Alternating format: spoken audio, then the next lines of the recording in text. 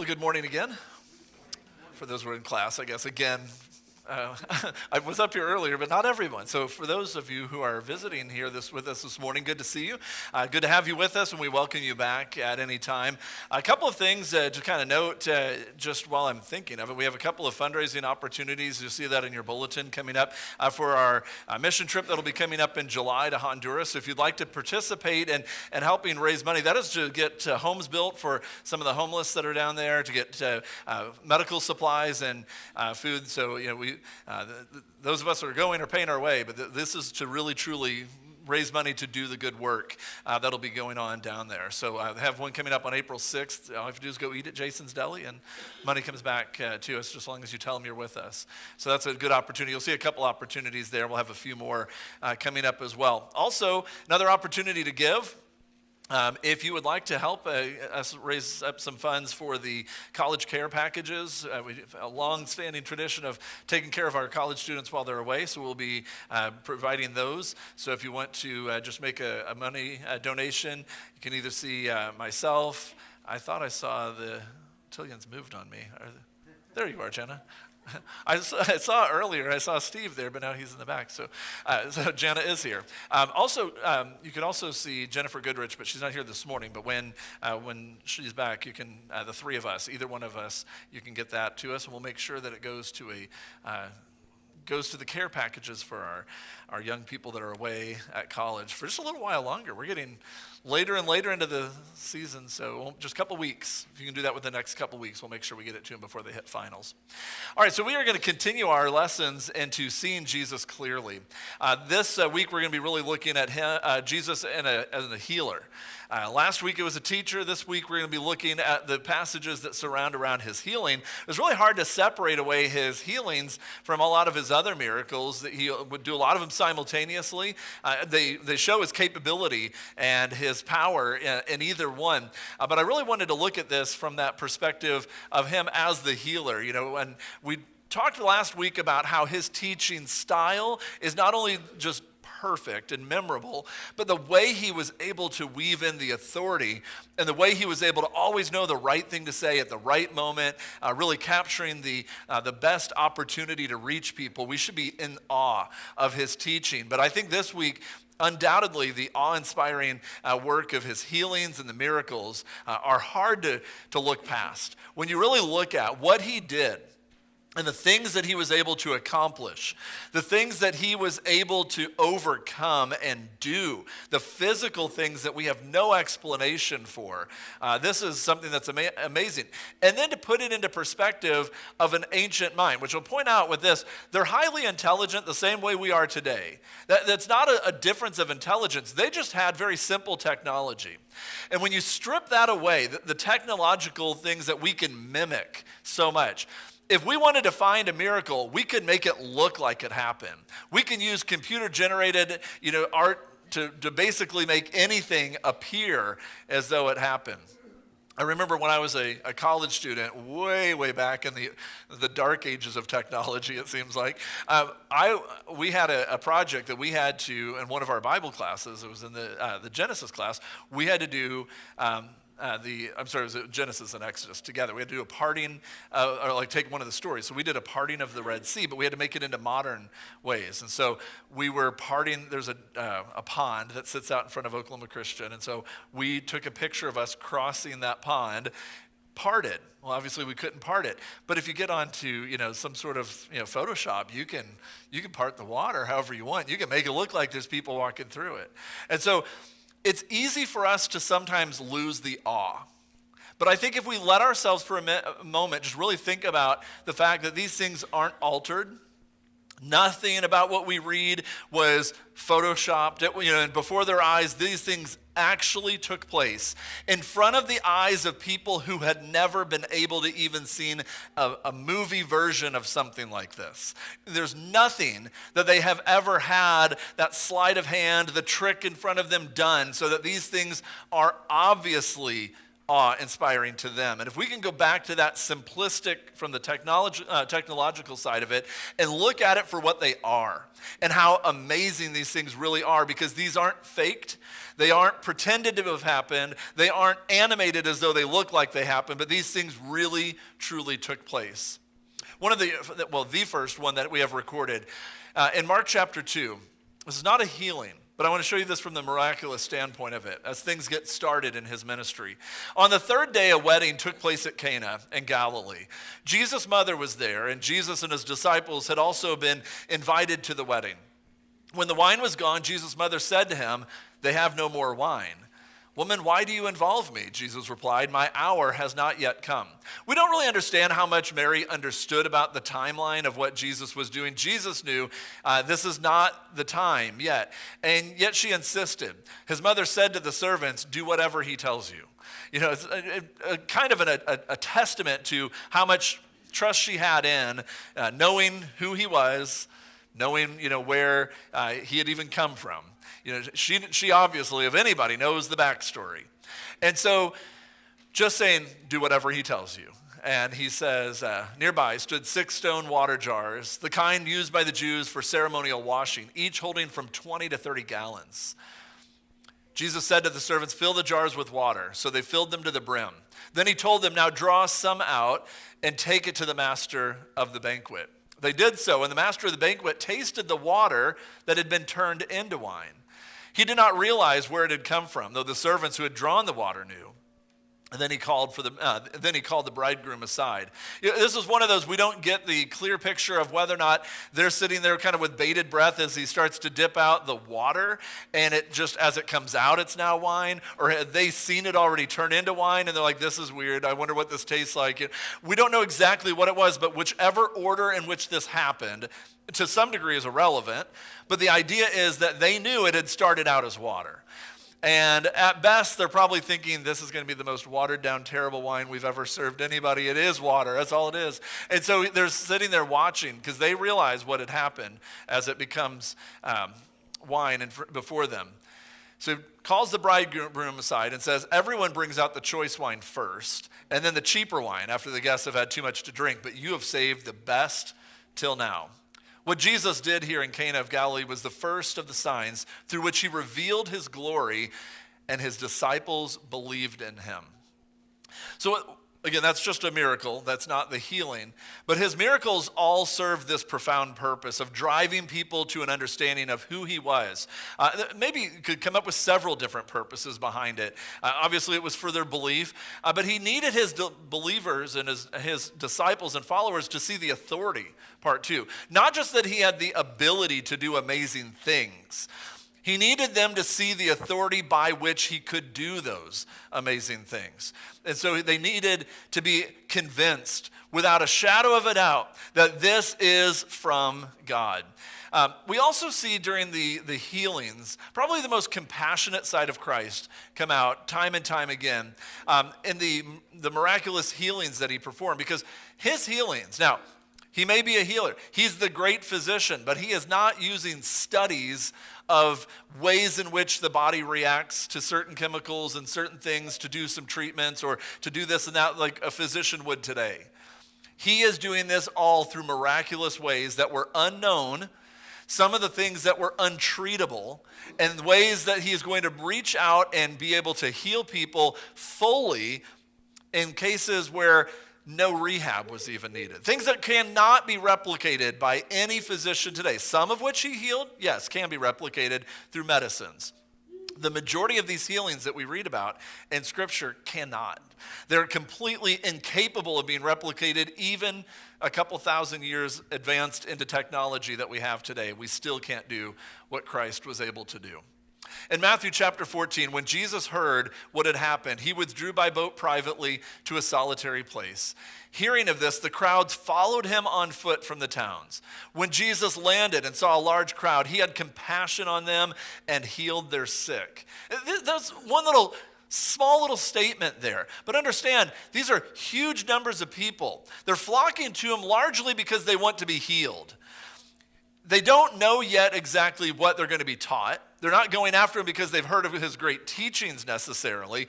The majority of the people who are coming out to him are because they hear there's this teacher and healer. And they want to be healed from what's bothering them. As evening approached, the disciples came to him and said, "This is a remote place and it's already getting late. Send the crowds away so they can go to the villages and buy themselves some food." And then we see the feeding that's going to take place as another miracle happens. We get into Matthew's chapters 14 and 15, and we start seeing the miracle after miracle after miracle taking place in rapid succession. The healing of the sick is being done in great numbers. And then in the midst of all that, they're getting hungry, and he's going to feed them as well. So we're going to skip past that to verse 34. After that, they crossed back over the lake, and it says, when they crossed over, they landed at Gennesaret. And when the men of that place recognized Jesus, they sent word to all the surrounding country. People brought all their sick to him and begged him to let the sick just touch the edge of his cloak, and all who touched it were healed. And so now the word of how great of a healer he is spreading. And he's establishing a name through these healings. Through his compassion, he's healing them. And through the healings themselves, he's establishing not only his authority, but also he's establishing a name for himself so that he can bring glory and honor to God the Father through these. As it continues into the next chapter, Jesus left there and went along the Sea of Galilee. Then he went up on a mountainside and sat down. Great crowds came to him. This is also probably this period of time in his ministry where he was the least left alone. As he was really truly focusing so much on these healings that were taking place, people from all over come out of the woodwork to have these healings done. Great crowds came to him, bringing the lame, the blind, the crippled, the mute, and many others, and laid them at his feet, and he healed them. Now understand, every single one of them. To be able to heal a lame person requires extensive after-the-fact rehab and building up of muscle tone. We don't read about that. To heal a blind person requires that now they're going to have to learn how to focus and learn how to utilize your eyes, which now have the capability of seeing. And I'm sure the caregivers could probably explain a lot more of what would actually have to go on if all of a sudden you went from being fully blind to being able to see. Your eyes would have to be strengthened. You'd probably need a regimen of glasses for a while to get them into the right focus and everything. We don't read about that happening either. The mute, learning the speech patterns, and a speech therapist could tell us all of what would have to go in to rehab them. We don't read about that necessity either. And when we see this, these are this full, complete, miraculous level healings. And they praised the God. Let me read verse 31 first. Then the people were amazed when they saw the mute speaking, the crippled made well, the lame walking, and the blind seeing, and they praised the God of Israel. What's interesting about this is when you look at what really made these so impactful to those listening. Was it the fact that they were cured of their diseases, or was it the fact that he was able to do it so fully and completely? But because I think getting rid of somebody's illness would be one thing. Allowing a person who couldn't talk to start talking, but when you start to really focus in on the volume of which he's able to do these, there's one miracle after another after another. These are great crowds bringing many, many people to him, and they're all being able to be healed by Jesus almost in a simultaneous, or at least in a short period of time, fashion. What Jesus knew was, how could he possibly reach their ears if they were suffering with an illness or an infirmity that's getting in the way of their focus on him? And he cured them of what needed to be cured so that he could focus them back on his message. And he does this time and time again. He teaches them in the same way he heals them. These things go hand in hand. He's going to take the opportunity to heal their bodies so that he can reach their minds and that he can listen, that they will be willing to listen because of what he's been able to do for them. He knew the importance of caring for those physical needs first so that their focus could be right where they needed to and at the same time, he had the power to overcome these, and I put a quote around it, these simple things. Because when he can cure a person of this, Imagine the more difficult process of ridding somebody's life of sin and redeeming them back to the Father, preparing them for a resurrection into the afterlife. All these things that he is going to be able to say he'll be able to do. If he can do these simpler, making a mute person start speaking or helping the blind to see, which are big things, but simple in comparison to the bigger things, then we're going to be able to trust him on those as well. In Luke chapter 5, while Jesus was in one of the towns, a man came along who was covered with leprosy. And we know the rules that surrounded that were really strict. They had to announce their approach. People had to keep a certain distance around them because of the highly infectious nature of the skin disease. When he saw Jesus, he fell with his face to the ground and begged him, "Lord, if you're willing, you can make me clean." Jesus reached out his hand and touched the man, which made him not only capable of curing, but also capable of preventing the spread. I mean, all of these things that people would have thought instantly, he's now infected, but he doesn't. And he says, I am willing, be clean. And immediately the leprosy left him. Leprosy is one that would have deep sores within the body. It wasn't just the leprosy leaving, but it was the healthy skin and flesh refilling in all at the same time. When you think about what actually takes place during these healings, it's not just in the word, and then now he's done with leprosy. It's like, well, think about what actually took place. All the cells that were being rebuilt into the different tissues, all of it immediately taking place so that he's back to full health. Continues on. Then Jesus ordered him, "Don't tell anyone, but go show yourself to the priest and offer the sacrifices that Moses commanded for your cleansing as a testimony to them." Yet the news about him spread all the more, so that crowds of people came to hear him and to be healed of their sicknesses. But Jesus often withdrew to lonely places and prayed. He was seeking that solitude to still spend time with the Father.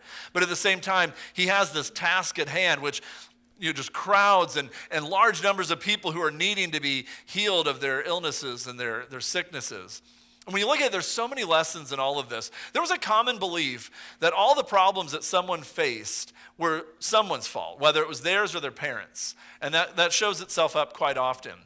And God addresses this back in the Old Testament in the book of Ezekiel when he told the Israelites to stop saying that. And he was very clear that the parents were not the ones to blame, but he goes on even beyond that as well. This is in Ezekiel chapter 18. It says, "The word of the Lord came to me. What do you people mean by quoting this proverb about the land of Israel? The parents eat sour grapes and the children's teeth are set on edge." In other words, the parents did something wrong, now their children have crooked teeth. I mean, that's kind of the way it would translate to. The parents made a mistake, and now their teeth of their kids are all messed up. And they would go around saying that as, it's always the parents' fault. It's always the parents' fault. Always the parents' fault. And so this would kind of go about that. And so, "As surely as I live, declares the sovereign Lord, you will no longer quote this proverb in Israel." He wasn't kind of saying, that's not really the way it happens. He tells them, stop it. Just stop saying that. That is so wrong. "For everyone belongs to me, the parent as well as the child. Both alike belong to me. The one who sins is the one who dies, or who will die." And then a little bit later, he goes through a whole passage through the 18th chapter of Ezekiel, where he talks kind of a story about a grandfather who's doing everything right, and he has a disobedient son, the father in that example. And that father does terrible things. And the son of his sees that terrible stuff and doesn't do it, and he's more like his grandfather was. And he says, all right, so, at the end of this, he says, he will not die for his father's sin. He will surely live, talking about the grandson or the son of the disobedient father. But his father will die for his own sin because he practiced extortion, robbed his brother, and did what was wrong among his people. Yet you ask, why does the son not share the guilt of his father? Since the son has done what is just and right and has been careful to keep all my decrees, he will surely live. The one who sins is the one who will die. The child will not share the guilt of the parent, nor will the parent share the guilt of the child. The righteousness of the righteous will be credited to them, and the wickedness of the wicked will be charged against them. Remember, these are the words of the Almighty. He is the one who made this claim. All right, keep that in mind, because what does this have anything to do about the healings of Christ? Actually, nothing. directly, except for we're about to see the mindset of the people when another healing is about to take place. And you'll see how they didn't stop saying this. They may have stopped saying that particular phrase, but they still believed it. And they still thought it. And we still have to work on kind of getting that out of our mindset sometimes even into these days as well. But in John chapter 9, starting in verse 1, it says, as he went along, he saw a man blind from birth, and his disciples, this is how prevalent it is, even his disciples ask him, Rabbi, who sinned, this man or his parents, that he was born blind? That was the common pervasive thought, even in the days when Christ comes, that at that point in time, they believed that if somebody had a problem, it was either their fault or their parents' fault. And it was one of the two. And it was still that parents eat sour grapes and their children's teeth are turned on edge kind of way of thinking, which God said, stop it. And yet here they are, several hundred years later after him telling that back in Ezekiel for them to stop doing that, they're doing it again, or at least maybe even still, they're doing it with different words.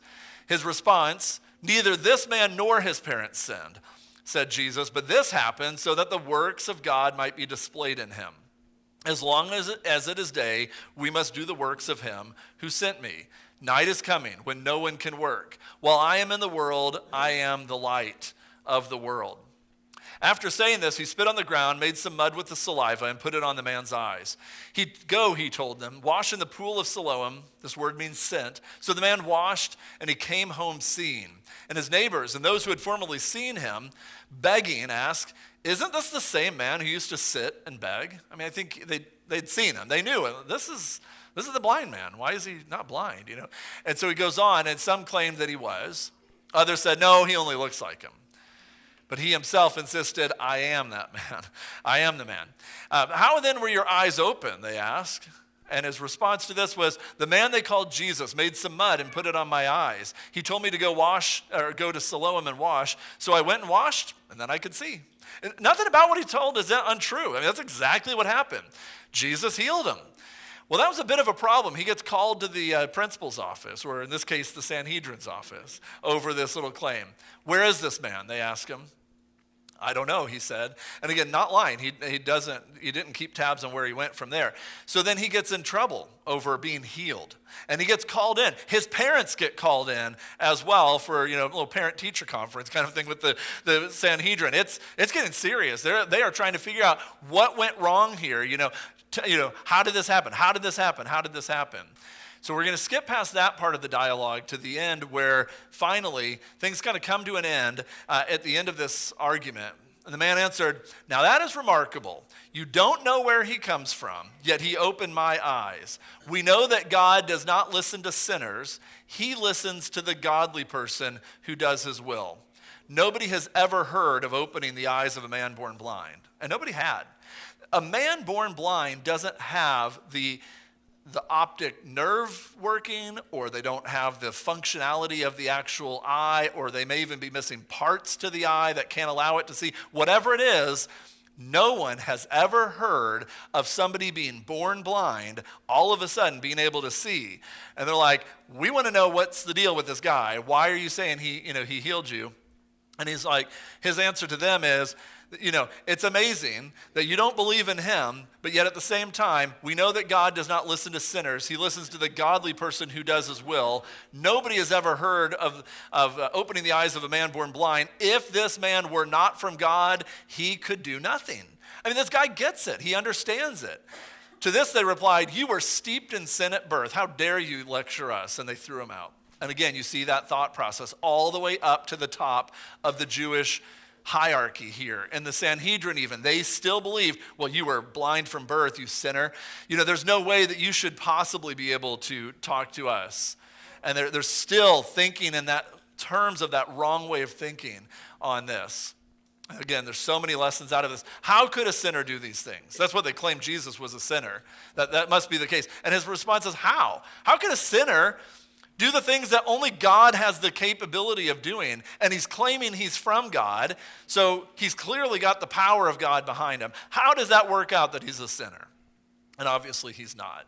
And then the next one says, how could Jesus heal someone who had been born blind without the ability to see at all? I mean, just the physical side of it. How could he heal that without surgical means, without all sorts of high-end technology that didn't exist at the time? And even that, I don't even know that we could even make that even happen. You know, even today, maybe someday we'll finally crack the code on how to attach a nerve to make it, maybe.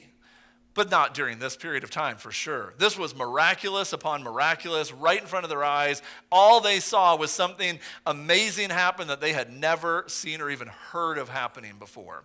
No earthly explanation can be made, which then makes it not earthly instead.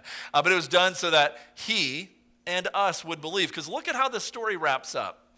As we go back to the end part of chapter 9, Jesus heard that they'd thrown him out. And when he found him, he said, "Do you believe in the Son of Man?" "Who is he, sir?" the man asked. "Tell me so that I may believe in him." Jesus said, "You have now seen him. In fact, he's the one speaking with you." And that man realizes not only did he receive his sight, but the one who gave him his sight was the one who has the ability to make any blind person see and has the ability to take away blindness of life as well. So then the man said, "Lord, I believe," and he worshiped him. Jesus said, "For judgment I have come into this world, so that the blind will see, and those who see will become blind." And it was pretty obvious who he was talking about in that one. Some Pharisees who were with him heard him and say this and ask, "What, are we blind too?" Yes. Yeah, I think you've answered your own question there on that one. Jesus said, "If you were blind, you would not be guilty of sin. But now that you claim you can see, your guilt," I think I chopped that last part off. It says, "your guilt is on you." And again, so we see this. So in turning to Christ, there's only one who can save us from our sins and heal us of our diseases. There is only one who has the power to do one, which is miraculous and amazing to watch and see happen, the diseases taken away.